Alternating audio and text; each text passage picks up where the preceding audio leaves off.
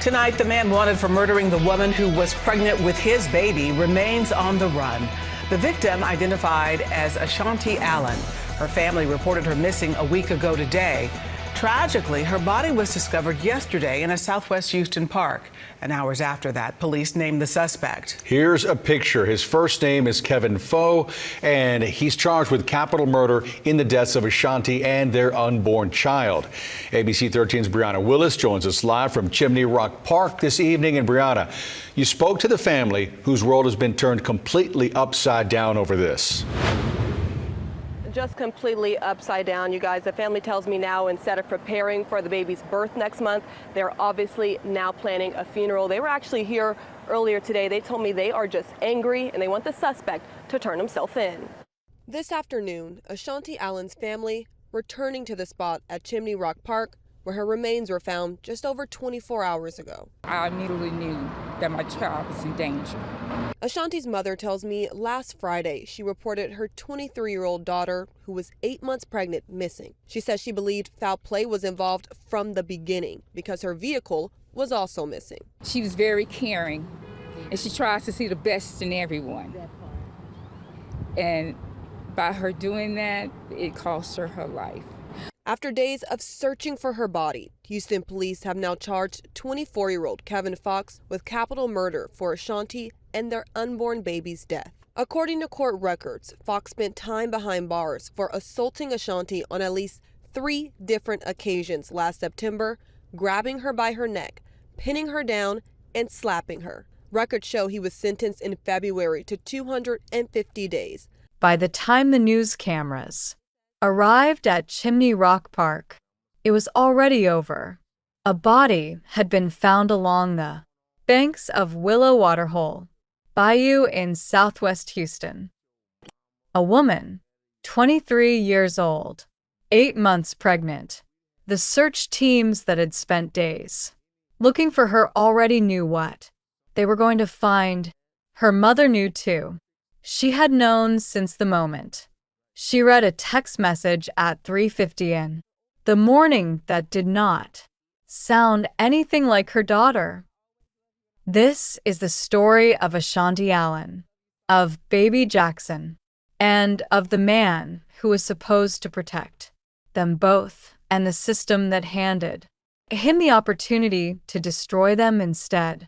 Before we go any further into what happened, we are going to spend some real time with Was Ashanti Allen. Because in stories like this, victims can become headlines before they ever become people. And Ashanti Allen was a whole, complete, living person, and she deserves to be known as one. Ashanti was born on August 13th, 2002, right here in Houston, Texas. She was 23 years old. She was the youngest in her family, the baby. The one everybody says got spoiled, not because she demanded it, but because she was the kind of person who made the people around her want to give her things. She graduated from Marshall High School, then went on to earn her degree at community college. She did not stop there. She got herself a job as a patient care assistant at Ben Taub Hospital, one of the busiest Level 1 trauma centers in the entire city of Houston. Yeah, she was sweet. I mean, she went to community college, got a degree, and she was working for Ben Taub Hospital. She loved her job. She was doing good. She was great. She's 23 years old. She had a career, got pregnant, first baby. She was excited about that, and her life was going somewhere. It was going somewhere until, unfortunately, this happened. She loved that job. She was good at it. Her plan, after having her baby, was to go back to school. She wanted to become a nurse practitioner. Outside of work, Ashanti was quiet. She stayed to herself. She was not a streets person, not a drama person. When she was off the clock, she was home, playing her PS5, singing to herself, reading her Bible, loving on her dogs. She was funny too, that slow, unexpected kind of funny. The kind where you do not even see it coming until it lands. But the most important relationship in Ashanti's life, the one that defined her day to day, was the one she had with her mother. Teresa Gaines Colbert lived in the same apartment complex as her daughter, right there building to building. They called themselves the mother-daughter duo, not as a joke, as a fact. They talked about everything. They moved together. They showed up for each other constantly.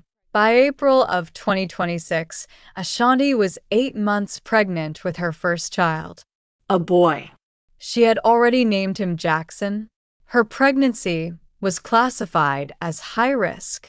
There were complications that had already frightened everyone around her more than once. Her body was under so much strain in those final weeks that she relied on a wheelchair just to get around, barely able to walk on her own. And yet, she had packed her hospital bag. She had bought the baby clothes. She had sorted everything out. She was ready to become a mother. That hospital bag would still be sitting by her apartment door when her family came looking for her.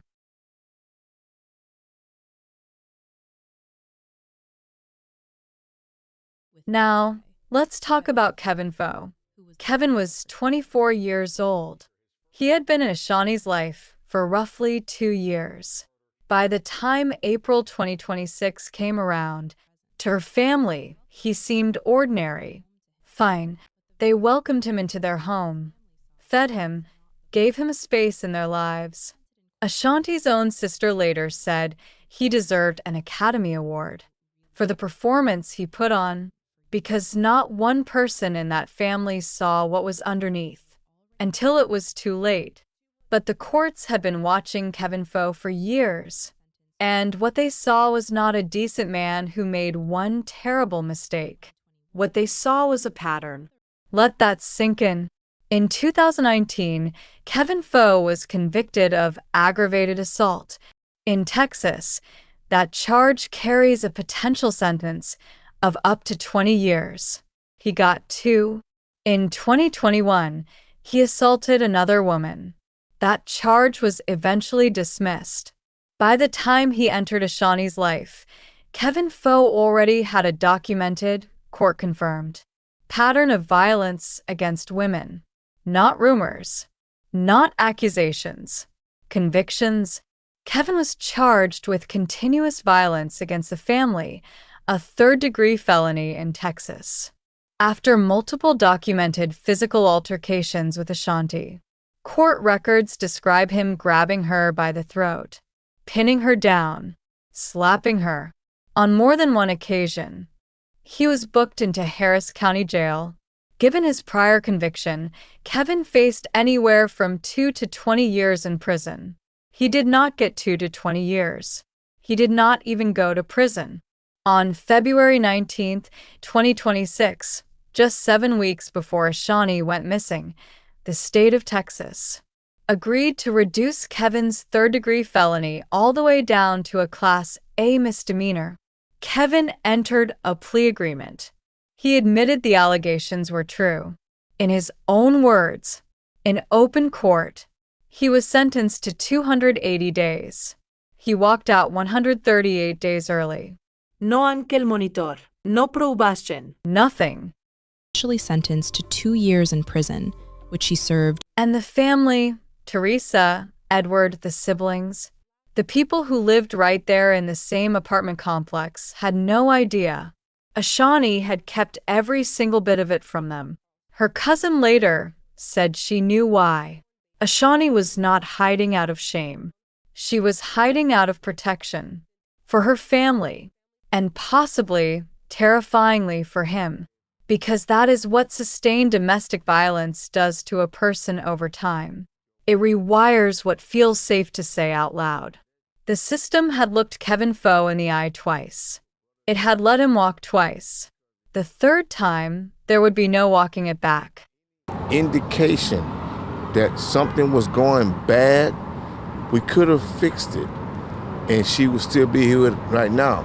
But since she's no longer here, her older sister has this message for the baby of the family. I just want you to know that I always love you and I'm going to remember you to the day I die. Like, I love you so much, sister. I love you.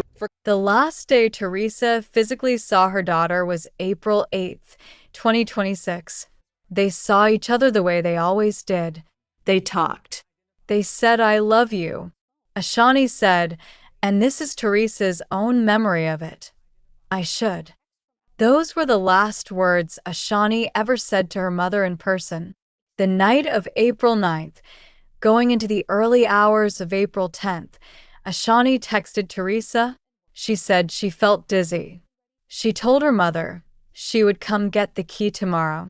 She was still recovering, still preparing, still planning. Less than 4 hours after that text, at 3:50 in the morning, a new message arrived on Teresa's phone from Ashanti's number. It read, Teresa saw the message later that morning when she woke up. She said she knew immediately. The time was wrong. The tone was wrong. The words were wrong. Her daughter was 8 months pregnant, barely able to walk without help, with a hospital bag packed by the door, and a baby coming any day. Ashanti Allen did not send that message.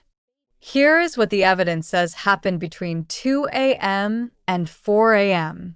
on April 10th, 2026. This reconstruction is based on court documents, surveillance footage, and witness accounts gathered by the Houston Police Department. At 2:25 a.m., surveillance cameras at Ashanti's apartment complex capture her, leaving the building with Kevin Faux. He is behind the wheel of her car, Teresa's white Lincoln SUV, that Ashanti had been using. She leaves with him. She does not come back. At 3:17 a.m., Kevin Faux initiates a FaceTime call. He is outside. It is dark. He is in a wooded area. According to court documents, he is sweating. He is frantic. He tells the woman on the other end of that call that he has hurt someone. Then he turns the camera. He shows her. After that call ends, Kevin sends 2 text messages. The first, "I had to fight for my life." The second, sent at 3:46 a.m., "I am a felon and I took someone's life." 4 minutes later, at 3:50 a.m., that message is sent from Ashanti's phone to her mother. "I'm leaving. I'm not coming back." Separately, surveillance footage from a nearby business captured what investigators believe is Kevin Faux dragging a body toward the area of the bayou at Chimney Rock Park at approximately 3:20 in the morning, right around the same time as that FaceTime call. Court documents also confirmed what was found when Ashanti's body was eventually recovered. She had a cord wrapped around her neck. She was 8 months pregnant. Jackson Allen did not survive. Let it sit. I cried, but now my body is just numb because I don't even know what to think anymore. What Kevin Faux does in the hours and days after Ashanti's death is not the behavior of a man spiraling in panic. It is calculated. It is deliberate. And it involves other people. On the morning of April 10th, while Ashanti's family is frantically trying to reach her, Kevin goes to the welfare office. He applies for food stamps. He gets approved. He then goes to the mall. He returns to Teresa's white Lincoln SUV and cleans it out completely, wiping it down, removing even the exterior decal from the vehicle. Meanwhile, Ashanti's family tracks her phone. The signal leads them to the home of Kevin's mother, Kimberly Young. Teresa's son goes over there. Kimberly says the phone is not there. She calls Kevin in front of the family. Kevin tells them he has not seen Ashanti in over a week. Then Kevin pulls up, driving Teresa's car. Teresa walks straight up to him. She asks him directly, "How do you have my vehicle if you have?" Not seen my daughter in over a week. He does not answer. Before police arrive, Kevin removes a bin from the area. Inside that bin, muddy shoes. When officers finally show up, Teresa tells them about the bin. She later said she did not feel they took it seriously enough. After the family leaves, Kevin goes back to Kimberly's house. Kimberly does not call the police. According to Ashanti's cousin, Kimberly then tells the family Kevin has gone to Atlanta. He has not gone to Atlanta. That afternoon, Kevin boards a Greyhound bus bound for Jefferson Parish, Louisiana. According to Ashanti's cousin, Kimberly waits a full hour after Kevin has already boarded before giving the family any location information at all. Kevin arrives in Louisiana. He has a woman waiting, someone he had met online and never encountered in person before that day. He tells her he is involved in a missing persons case involving his baby's mother. He asks her not to look it up. He uses Ashanti's debit card to fund his entire stay. He asked the woman he was staying with not to search for the case online. Texas EquiSearch, led by founder Tim Miller, sets up a command post on Buffalo. Volunteers fan out with ATVs and drones, combing through wooded areas. Bayou banks and nearby parks, the Black and Missing Foundation gets involved, helping circulate Ashanti's missing person flyer across the country. Teresa makes a public appeal. The family also puts out a direct public message to Kevin. On April 14th, for days after it happened, the woman Kevin had FaceTimed that night contacts the Houston Police Department. She tells them what she saw, what he said, what he texted after.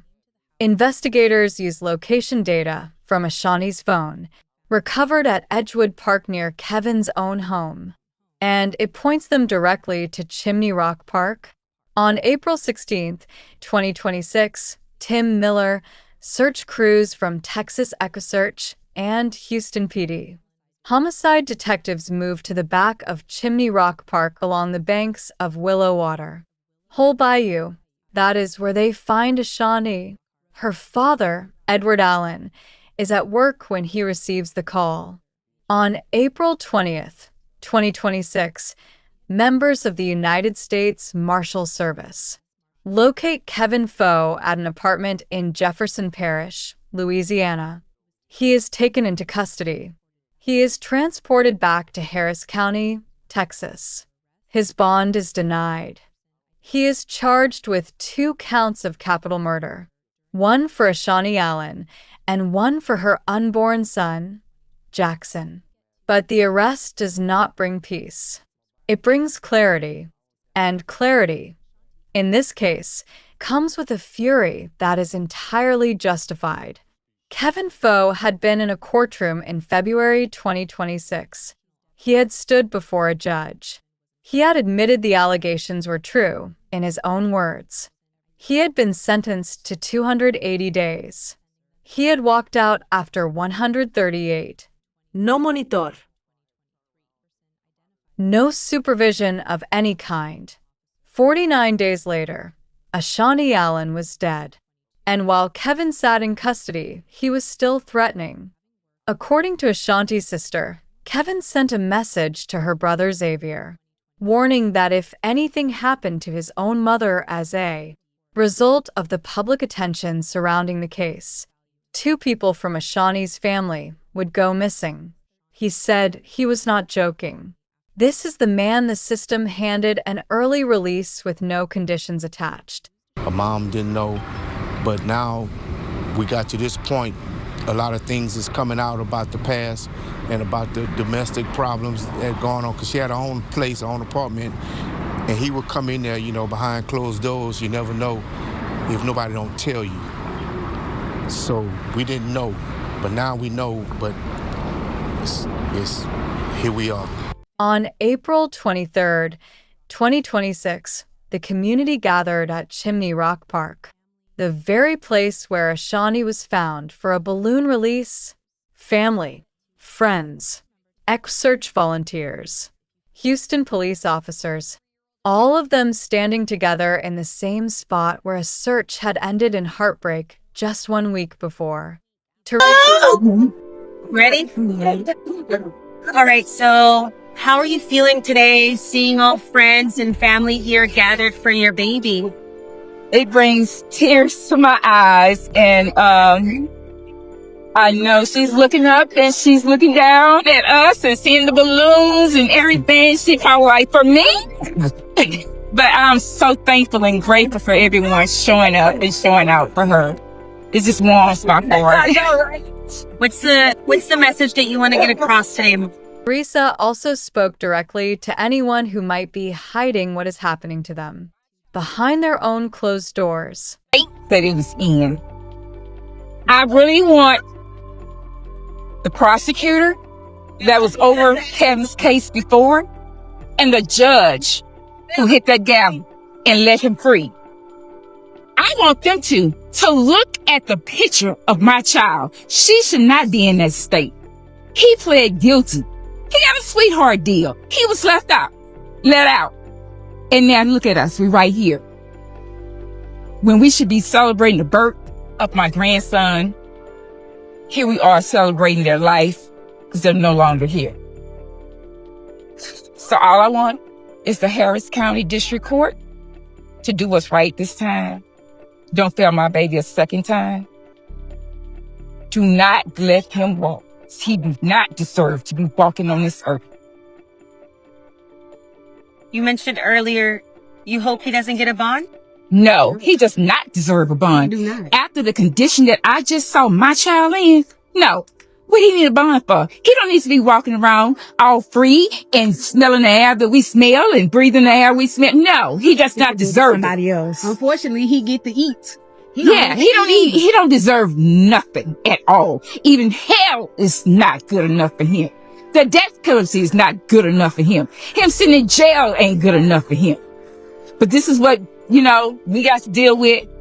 But I'm going to fight to the very end for Ashanti and baby Jackson. Justice for Ashanti and justice for baby Jackson. Mom, do you wish that Ashanti would have spoken up to you, would have said something? Yes. Because we were super close. She was a mama's girl. Yeah. They call us the mother and daughter duo. And so I always told her, if anything is going on, please let me know. I can help. Don't let the king fool you now. I could help. I could have helped her out. But I believe that she was just trying to protect me. There's no telling what he said to her. But I hope Ashanti's and baby Jackson's story, even if it touched one person, to help them out. I just want everybody who's going through any type of situation like this, please speak up and tell someone. Even if the person threatens your life and tell you not to tell, that's the moment when you tell. Yes. So everyone can help you out. You want her death not to be in vain. Exactly. I will fight to the very end. This story, so it can touch everybody all over the world. Like, we want everybody to see this. Don't be quiet. Ashanti was very quiet and safe to herself, so we didn't know too much. But even if so, like, just speak out. That's all we say. Speak out, because we don't want this to be your story too. This shouldn't have never happened. Because y'all didn't even know about the prior case. No. Right? No, I did not. No. Did not know. Y'all didn't even know that he got to walk. No, we just found it when Ashanti went missing and we were talking to detectives and going through all this. That's when we found out about all the cases and everything. And we was like, really, what? And so now we're like, we just wish she would have just let us know. That's all we wish. I see that you guys have beautiful t-shirts of her. How do you guys want her to be remembered?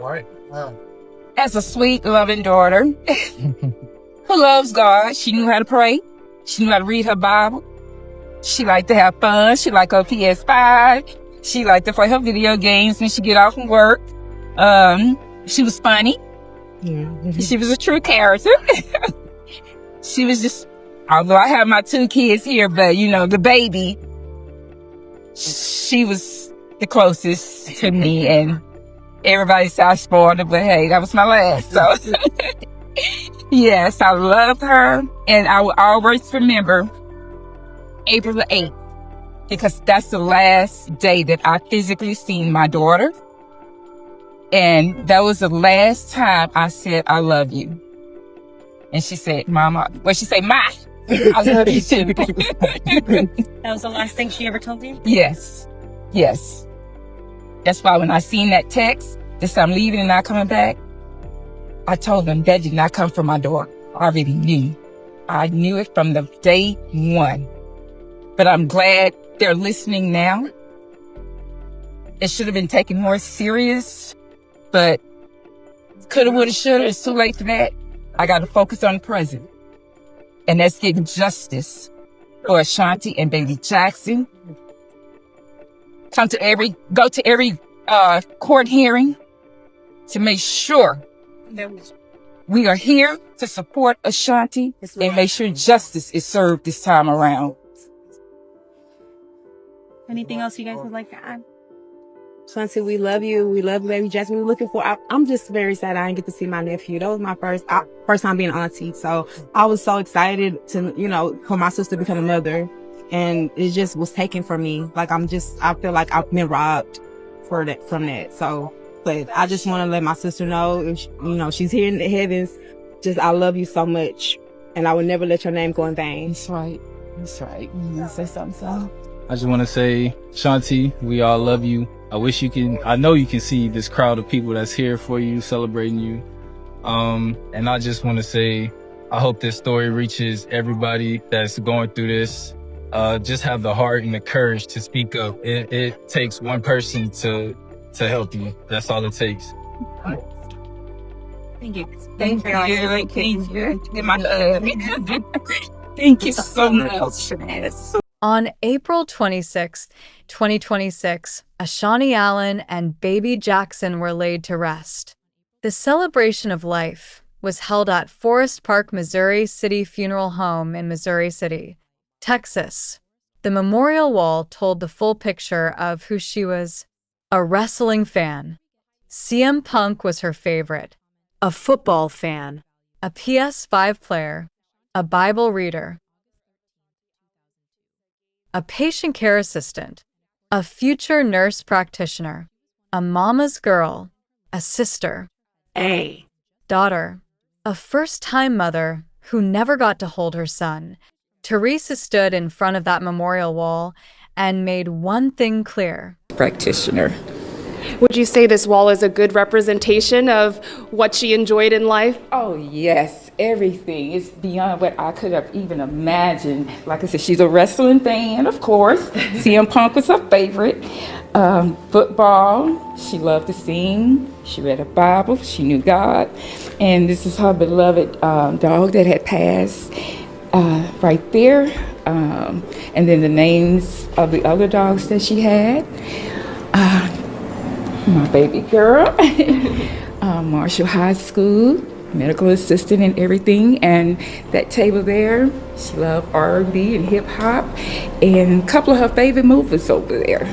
So he wouldn't tell us how he was going to do it, but I'm just speechless because I couldn't have created this. I'm sure it sparks a lot of good memories, Teresa. Yes. Well, thank you so much for your time. This story is about Ashanti Allen and baby Jackson. That is where it begins and ends. But it is also about something larger, something that demands to be named directly. Kevin Faux did not arrive in Ashanti's life as a mystery. He arrived with a documented history. 2019 conviction, a 2021 charge, a September 2025 felony, committed against the very woman he would go on to kill. And at every single one of those junctures, the system had an opportunity. In February 2026, a prosecutor agreed to reduce a third-degree felony to a misdemeanor. A judge signed off on it. Kevin walked out of Harris County Jail 138 days early with nothing attached to him. Ashanti's father said what the entire country needed to hear. Andy Kahan of Crime Stoppers Houston called it what it was. Because we had multiple opportunities of keeping a career habitual violent felon behind bars, and we didn't do it. Utterly preventable, career habitual violent offender, Ashanti's mother asked the prosecutor and the judge directly to look at photos of her daughter's body to see what their decision helped produce. She asked the Harris County District Court to do what is right this time, not to fail her baby a second time. The way that he took her was just like he had no feelings for her. Nothing. I'm gonna say it all over the nation. If something is going on with your relationship, please let your mama, your daddy, your sister, your brother know. Because if we had any grip or any indication that something was going bad, we could have fixed it, and she would still be here right now. I just want you to know that I always love you, and I'm gonna remember you to the day I die. Like, I love you so much, sister. And I didn't know anything about the incidents until she became missing. Because if I would have knew that, he would have never been around my daughter. I cried because I miss her. I laughed because I miss her little humor. And then my tears start turning to anger. Anger because they can't understand why someone would kill a woman who was 8 months pregnant. That was your girlfriend. She loved you. Yes. You were supposed to love her back and take care of her. You know, you was her. Ashanti Allen was 23 years old. She had a career she loved, a mother who was her best friend, a baby boy she had already named, already planned for, already loved before he took his first breath.